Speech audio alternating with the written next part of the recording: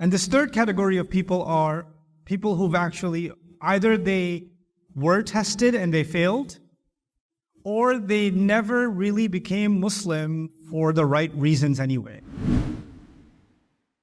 So that's the first group. These people that went above and beyond the call of duty, they were the first ones to respond to the Prophet ﷺ's call, whether they were from Mecca or they were from Medina. That doesn't matter. So that's one group. Okay. The second group of people are people that have accepted Islam, but they haven't actually been tested. So it's not like they were tortured for becoming Muslim. It's not like they lost their home. It's not like they were kicked out of their home. They became Muslim because they think it's true, they believe it's true, and they accept it for sincerity.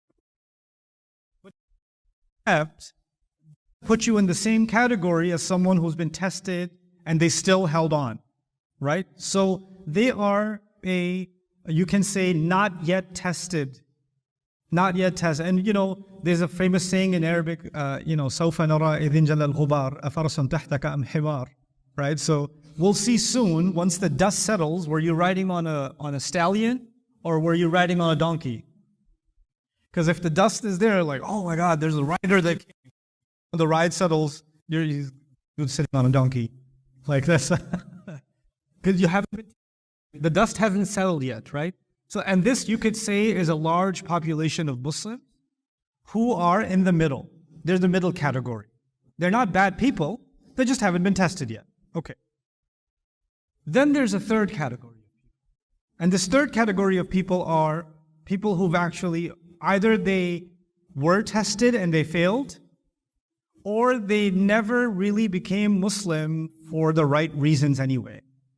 They became Muslims because the Muslims were winning and they joined the winning party. Or they became Muslim because it looks bad if they don't become Muslim. So they became Muslim for social reasons. They became Muslim for political reasons, for economic reasons. Or there were Muslims who were in the middle category, but when they were tested, they're like, this is too much, man. I can't do this. This is too extreme. We got to go to war? I mean, I like the prayer thing. It sounds nice. The adhan is nice. But this whole Badr business? Now I got to take all my savings and go to the battlefield? No. I don't know. So this third group, the Quran calls the munafiqun, the hypocrites.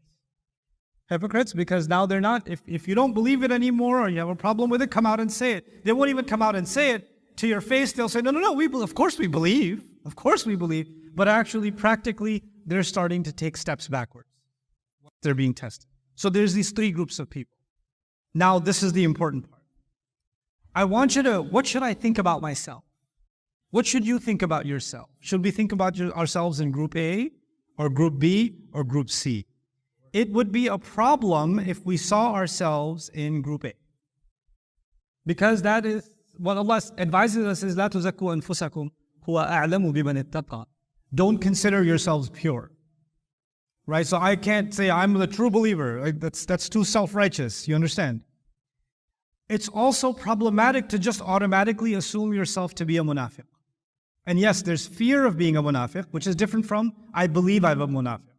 So let me separate. I'm afraid of being a hypocrite is a separate thing.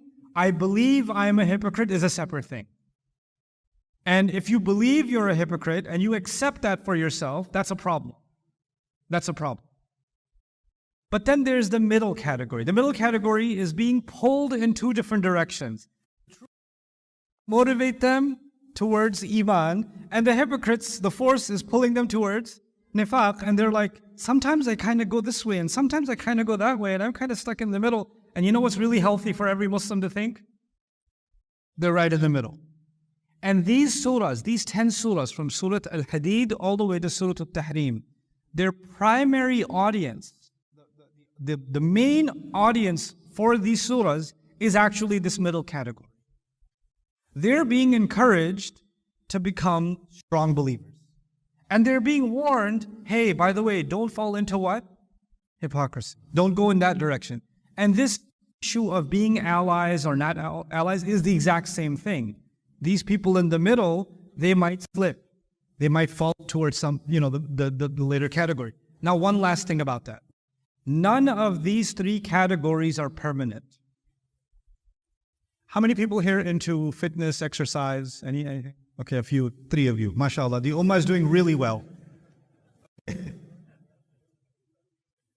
If you were into exercise last year and then you stopped, do you remain the same, at the same level of ability, health, weight? Do you stay the same?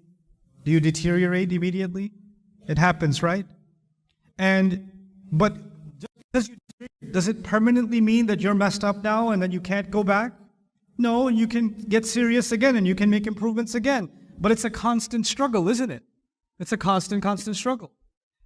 Even students of language. When I was in high school in New York, I studied Spanish. And I was really good at Spanish. I used to work in a Spanish neighborhood selling shoes. And the customers there was a Spanish neighborhood, so everybody spoke Spanish.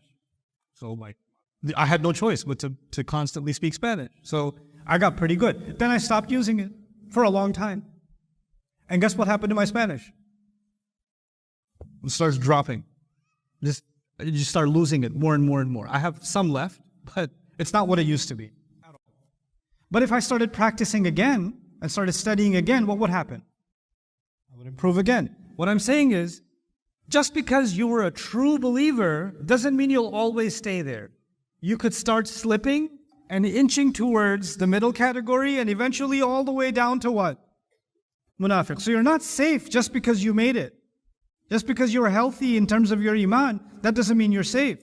And if you're all the way down to even the level of munafiq, it doesn't mean that you can't turn around and start making improvements and head back towards iman. You could do that. There's hope for you. Now, if there was no hope for you, because there's 3 categories, and really in the end, we don't know where we are. But at least we should assume about ourselves, where are we? In the middle. That's what we should assume.